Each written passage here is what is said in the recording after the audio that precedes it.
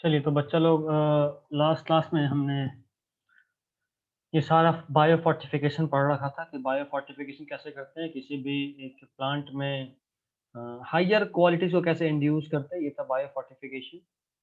आज हम लोग पढ़ेंगे सिंगल सेल प्रोटीन। सबसे पहला चीज जो इसमें बहुत ज़्यादा अच्छे से हम लोगों को अट्रैक्ट करता है अपनी तरफ सिंगल सेल प्रोटीन में, वो ये कि एक बहुत ही बढ़िया सा लॉजिक है जो पुराने एनसीईआरटी में था। अभी नए वाला जो एडिशन आया है एनसीईआरटी में उसमें नहीं है, बट पुराना वाला लॉजिक बड़ा सही लगता है हमको समझाने के लिए। और जो यहाँ दिया भी,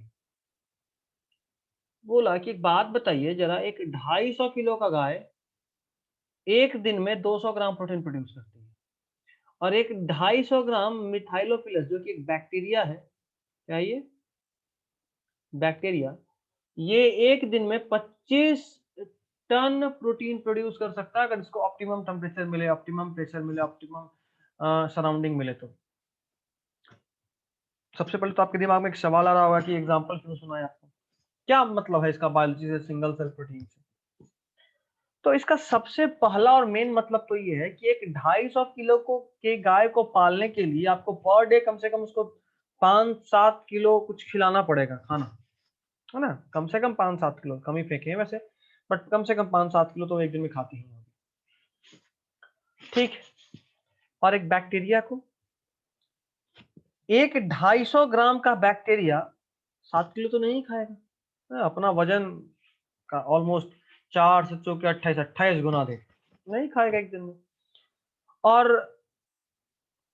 काऊ को टाइम लग रहा है, जहां एक दिन में सिर्फ 200 ग्राम प्रोड्यूस हो रहा है, वहां उतना ही मान लो, उतना खा भी लिया अगर ये मिथाइलोफिलस, तो एक दिन में कितना प्रोड्यूस करके देगा, 25 टन कर सकता है अगर उसको सारा कुछ मिले तो। ऐसा बात है, 25 टन करने के लिए उसको उतना खाना भी चाहिए होगा, सिर्फ 7 किलो में नहीं होगा। इन द सेंस मेरे कहने का फाइनल मतलब ये था कि ये जो माइक्रो ऑर्गेनिजम्स होते हैं, इनमें इनपुट कम है, आउटपुट ज्यादा है। इनपुट कम, आउटपुट ज्यादा। और इस चैप्टर को हम पढ़ ही क्यों रहे हैं, कम से कम सोर्स से ज्यादा फूड प्रोड्यूस करना है, मिनिमम सोर्स से मैक्सिमम फूड प्रोड्यूस करना है। और उस रास्ते में सबसे बढ़िया चीज आ रहा है सिंगल सेल प्रोटीन। तो बैक्टीरिया हो गया, ब्लू ग्रीन एल्गा हो गया, ईस्ट हो गया, फिलामेंटस एल्गी हो गया। फिलामेंटस एल्गी याद करो, आप लोग ने पढ़ा था, क्लोरेला, LORELLA, क्लोरेला, फिर स्पाइरुलिना, स्पाइरुलिना, LINA, स्पाइरुलिना। मतलब इस तरह से बहुत सारे थे जो कि इसको प्रोड्यूस कर रहे थे ना। यहाँ लिखा तो है स्पाइरुलिना। तो ये सबको सिंगल सेल प्रोटीन बोलते हैं। स्पाइरुलिना हो गया, क्लोरेला हो गया, या मिथाइलोफिलस, मिथाइलोट्रोपस, स्केंडेस्मस, ये 4 नाम आपको याद रखना है। ये ऐसे फिलामेंटस एल्गी हैं, कुछ एल्गी है, कुछ बैक्टीरिया हैं जो कि प्रोटीन प्रोड्यूस करते हैं। ऐसे फिलामेंटस एल्गी और बैक्टीरिया जो कि प्रोटीन प्रोड्यूस करते हैं। और उसके बाद हम लोग क्या कर रहे होते हैं कि जो प्रोटीन बना उसमें से उसको हम लोग प्रोसेस करते हैं, so as to remove excess of nucleic acid. जो न्यूक्लिक एसिड था उसको रिमूव कर सकें, इसलिए प्रोसेसिंग करते हैं।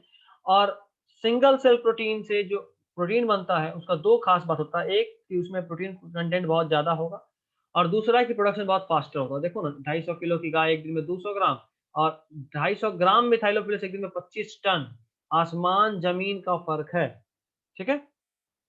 तो सिंगल सेल प्रोटीन इसीलिए आजकल बहुत ज्यादा प्रैक्टिस में है। आजकल तो उनका टैबलेट्स आता है, यहाँ तक कि जो स्पेस ट्रेवलर्स होते हैं ना, वो भी हम बताए होंगे 11th में जब एल्गा पढ़ा रहे थे, तो वहां पे प्रोटीन टैबलेट्स लेते हैं, वो भी सिंगल सेल प्रोटीन होता है।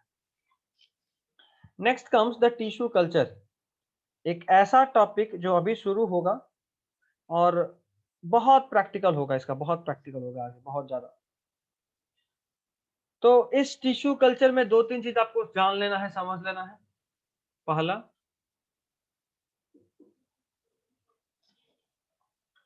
tissue culture is a technique of growing cells, tissue, organ or organism in sterilized nutrient medium under controlled aseptic condition.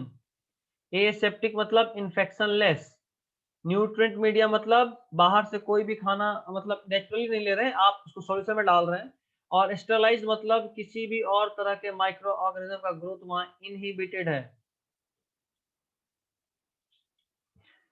Actually tissue culture का यूज हम लोग कहाँ करते हैं, इसको हम लोग आपको बताए थे, हम आपको माइक्रो प्रोपेगेशन जब बताए थे, थोड़ा थोड़ा सा बताए थे, फिर आपको बताए थे जब एसेक्सुअल रिप्रोडक्शन में वेजिटेटिव प्रोपेगेशन बताए, फॉर एग्जांपल ये थे मैंगो का।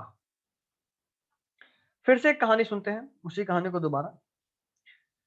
अभी आम का सीजन है तो आम का ही बात करते हैं। मेरा तो आम का बागीचा सही में भी है गांव का में, और अभी हम उसी का एग्जांपल भी लेंगे। मान लो मेरे आम के बगीचे में 50 आम का पेड़ था। कितना? 50, 50, ठीक। लेकिन उन 50 में से एक पेड़ ऐसा था जिसका आम का टेस्ट गजब गजब वाला टेस्ट, ठीक है, और साथ में उसमें फल भी बहुत लगता था। तो एज ए किसान मेरे लिए उन 50 में से सबसे ज्यादा प्यारा पेड़ कौन सा होगा? जाहिर सा बात है वो जिसमें न्यूट्रिएंट, मतलब ऐसा आम जिसमें न्यूट्रिएंट कंटेंट भी अधिक है, जिसका टेस्ट भी बहुत अधिक है और प्रोडक्टिविटी भी हाई है, ठीक। अगर हमको कोई बोले कि भाई साहब आपको हम 2-3 आम का पेड़ गिफ्ट करना चाहते हैं, आप कौन सा आम का वैरायटी लीजिएगा? तो हम क्या बोलेंगे? हम बोलेंगे भाई साहब देखिए, आम तो पेड़ ऊपर वाले की दया से मेरे पास 50 है, लेकिन अगर आप किसी तरीके से वैसा वाला आम जो मेरा वो एक आम का पेड़ है, वैसा आम का पेड़ एक भी ला के दे दें, एक भी ला के दे दें तो आपको बहुत एहसान होगा। ऐसा ही बोलेंगे ना? लेकिन इज इट पॉसिबल कि कोई वैसा ही आम का पेड़ ले आए मेरे लिए? क्योंकि वो रेयर है। और दूसरा बात यह है कि जब भी मान लो उस आम का पेड़ का बीज को भी वो लगाएगा, उससे भी जो आम उगेगा वो एग्जैक्टली उसके ऐसा नहीं हो सकता। क्यों? क्योंकि अगर उस आम के पेड़ का, आम का कोई बीज है, उस आम के पेड़ का, उस मैंगो ट्री का कोई मैंगो है, मतलब उसका फल, और उस मैंगो का कोई बीज, सीड जो है, वो एग्जैक्टली उसकी तरह नहीं होगा, क्योंकि वो 50% सिर्फ फीमेल वाला पार्ट उस पेड़ का होगा, बाकी मेल का पॉलन तो किसी और पेड़ से आया होगा। मतलब 50% कैरेक्टर किसी और पेड़ का होगा, 50% कैरेक्टर उस पेड़ का होगा। तो जो नया आम का पेड़ उगेगा, चाहे उसी पेड़ का बीज का क्यों ना हो, क्या सेम होगा? नहीं। तो हम निराश उदास होंगे। फिर कभी किसी बायोटेक्नोलॉजिस्ट से मिलेंगे या बॉटनी वालों से मिलेंगे तो वो बताएगा कि देखिए भाई साहब, one thing can be done. क्या? आप उस पेड़ का कोई सेल निकाल लीजिए, उस सेल को टिश्यू कल्चर के थ्रू ग्रो करा लीजिए, कल्चर कर लीजिए। हम बोलेंगे भाई देखिए, पढ़े लिखे हैं लेकिन इतना नहीं बुझाता है, तो उसको कैसे समझाएंगे वही हम आपको समझाएंगे।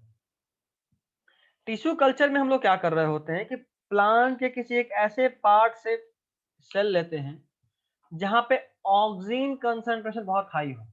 ऑक्सीजन,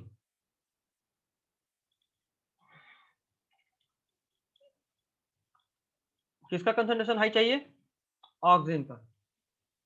और ऑक्सीजन कंसंट्रेशन हाई होने से क्या होता है कि जहां कहीं भी ऑक्सीजन का कंसंट्रेशन हाई होता है ना, वहां पे वायरल इन्फेक्शन नहीं हो सकता है, वायरल या बैक्टीरियल इन्फेक्शन पॉसिबल नहीं। मतलब ये कि आप जो वहां से सेल निकालेंगे वो हेल्दी होगा, हेल्दी सेल होगा, किसी तरीके का इन्फेक्टेड सेल नहीं होगा, इसीलिए वहां से सेल निकालेंगे। उसके बाद क्या करते हैं कि उसको इन विट्रो, इन विट्रो मतलब टेस्ट ट्यूब में, इन विट्रो किसी सुटेबल मीडियम में कल्चर करते हैं। The method of producing thousands of plants through tissue culture is called micropropagation. I guess you must be getting this point. Micropropagation is a technique in which thousands of small plantlets are cultured using tissue culture. और चूंकि ये सारे plant किसी एक parent से ही आए हैं, चूंकि ये सारे प्लांट किसी एक पेरेंट से ही आए हैं, चूंकि ये सारे प्लांट किसी एक पेरेंट से ही आए हैं, इनमें सेक्सुअल रिप्रोडक्शन से नहीं बने, ये एसेक्सुअल से बने हैं। दैट मीन्स कि वो सब आइडेंटिकल होंगे अपने पेरेंट्स के, and that is why they are identical and are called somaclones. I guess you must be getting this my point again, ठीक है। अभी कल्चर मीडियम में क्या होता है, आई गेस कितना आपको डिटेलिंग नहीं पढ़ना है, मैं एक बार एनसीईआरटी देख लेता हूँ, होगा तो बता देता हूँ, तो फिर स्किप करूंगा। टिश्यू कल्चर, टिश्यू कल्चर, अच्छा टिश्यू कल्चर को ये लास्ट टॉपिक है, क्या बात।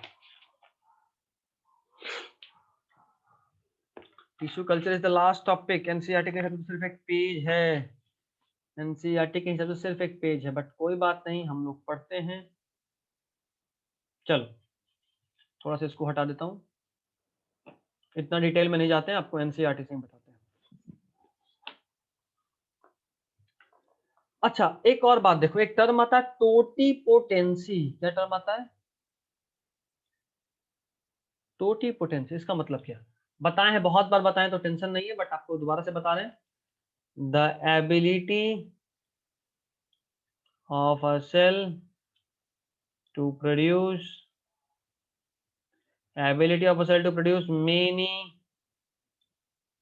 yeah, to produce whole body, no, sorry, to produce whole body of organism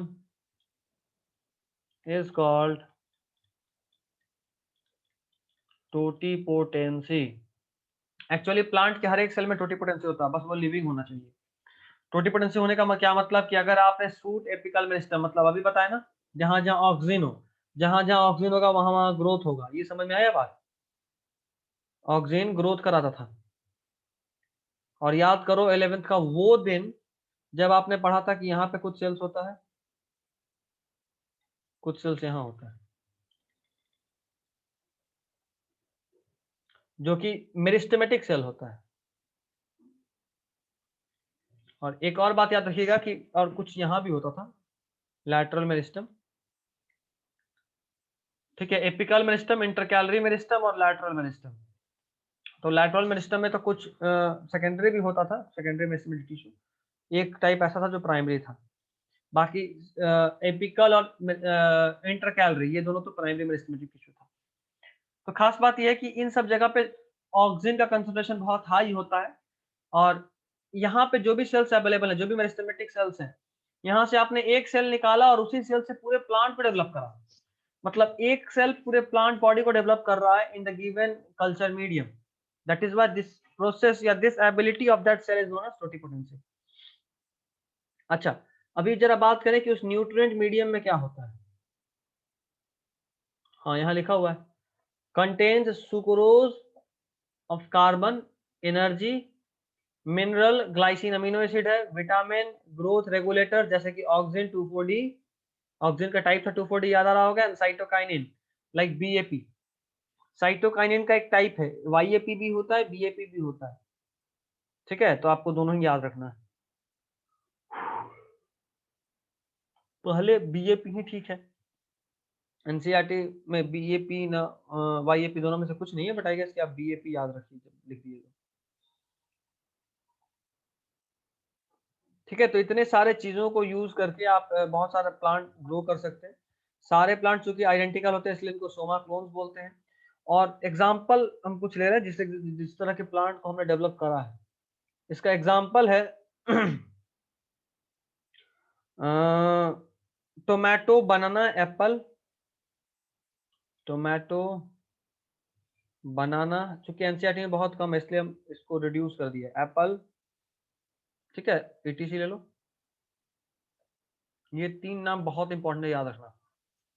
ये सीडलेस प्लांट है, इसमें तो सीड होता ही नहीं है, बनाना में। तो सीडलेस प्लांट होने के बावजूद भी ये जिंदा है, टिका हुआ है। इसका एक कारण ये भी है कि हम लोग उसको टिश्यू कल्चर से भी डेवलप कर रहे होते हैं। उसके अलावा इसमें वेजिटेटिवली प्रोपेगेट करने का बहुत जबरदस्त एबिलिटी होता है बनाना में, इसलिए भी वो ग्रो कर ही जाता है जैसे तैसे।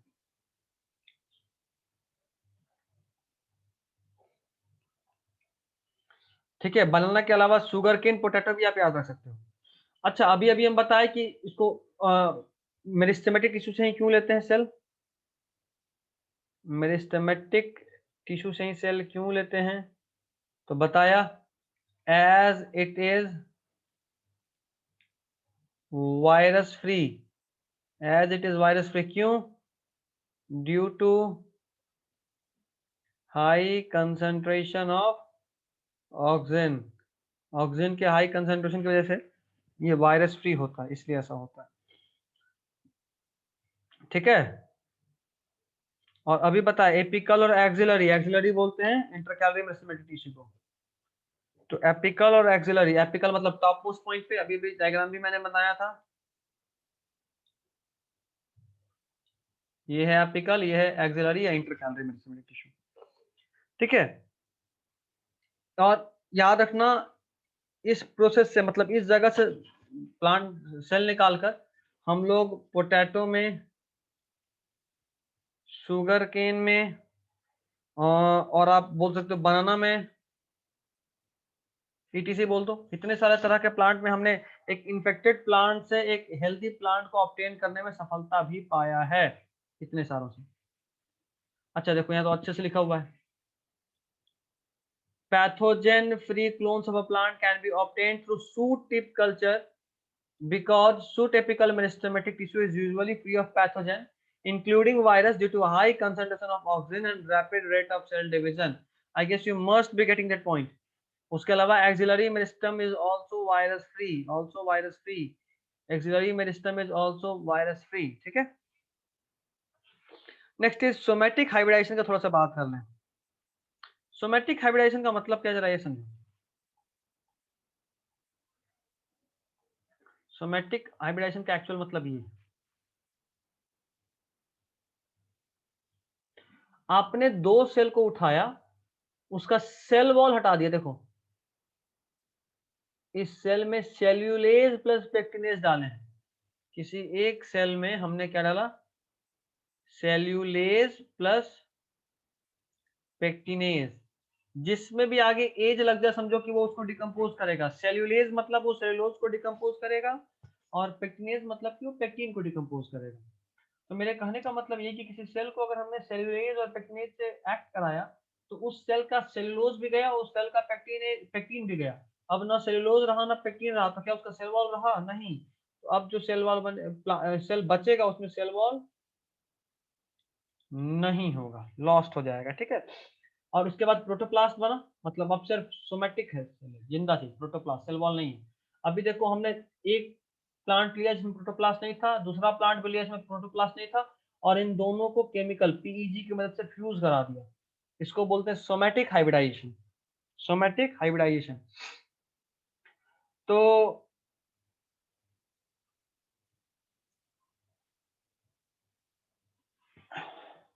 ये डायग्राम बना लेना तुम लोग, सॉरी, ये डायग्राम बना लेना। इस डायग्राम में आप पहले कोई भी नॉर्मल सा एक सेल बनाना ऐसा जैसा है, उसके बाद ये चीज लिखना, उसके बाद लिखना सेल वॉल एब्सेंट, फिर इसमें सिर्फ प्रोटोप्लास्ट है ये दिखा देना, फिर दिखाना कि एक सेल वॉल, दूसरा सेल इसमें प्रोटोप्लास्ट नहीं है। अब उन दोनों प्रोटोप्लास्ट में पीईजी मिलाए, ठीक है, उसमें पीईजी मिलाए, पीईजी मिलाने के बाद अब पीईजी इन दोनों को फ्यूज कराने में हेल्प करता है, ठीक है। तो पीईजी भूल भी जाओगे चलेगा, बट लिख दोगे यहाँ पे are fused to combine the desired characters, desired characters को कंबाइन करने के लिए इन दोनों को फ्यूज कर देते हैं, ठीक है। तो इसको बोलते हैं सोमैटिक हाइब्रिड, क्योंकि यहाँ पे कुछ भी एक्चुअल नहीं जुड़ा है। देखो लिखा भी है सोमैटिक हाइब्रिड सेल, यहाँ पे हमने सोमैटिक मतलब जर्मिनल सेल्स में नहीं, सोमैटिक सेल्स में हाइब्रिडाइजेशन कराया है।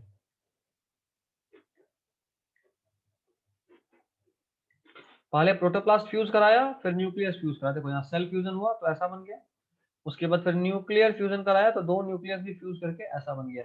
कई बार ये चीज अब ऑटोमेटिक नहीं होता, तो हम लोग को इलेक्ट्रिक शॉक ये सब देना पड़ता है। और पता है इस टेक्निक से हमने एक प्लांट बनाया, इसका नाम है पोमैटो। देखो हम आपको दिखाना चाहेंगे पोमैटो कैसा होता है। समझने के लिए आप ऐसे समझ सकते हो कि एक ऐसा प्लांट जिसका रूट पोटैटो का है, मतलब जो आलू है वो जड़ में उगता है, आप सभी को पता होगा। देखो दिखा रहा हूं आपको, ये देख पा रहे हो आप लोग?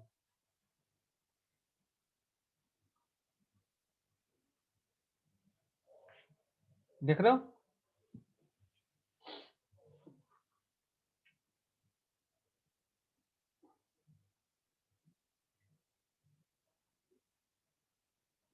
देख रहे हो, एक ऐसा प्लांट है इसका जड़ में तो आलू निकल रहा है, मतलब जड़ है आलू का, और ऊपर में तना किसका उग रहा है?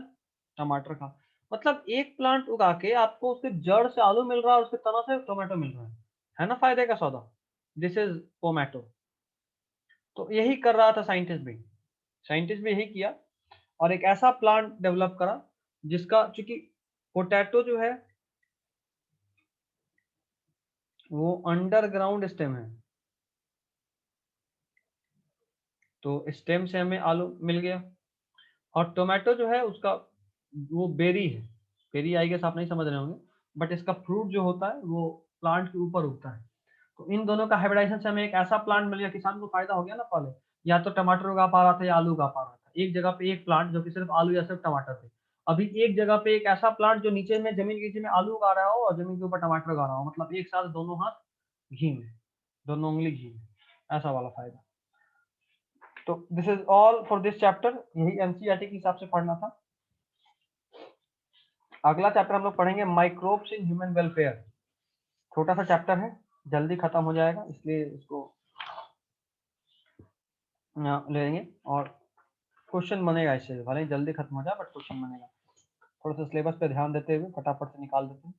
माइक्रोब्स इन ह्यूमन वेलफेयर के बाद आई गेस अब बेकार चैप्टर में से इकोलॉजी में ही घुसना पड़ेगा। इकोलॉजी का 4 चैप्टर, ठीक है घुस जाएंगे, इसमें क्या है, घुस जाएंगे। तो चलिए, this is all for today.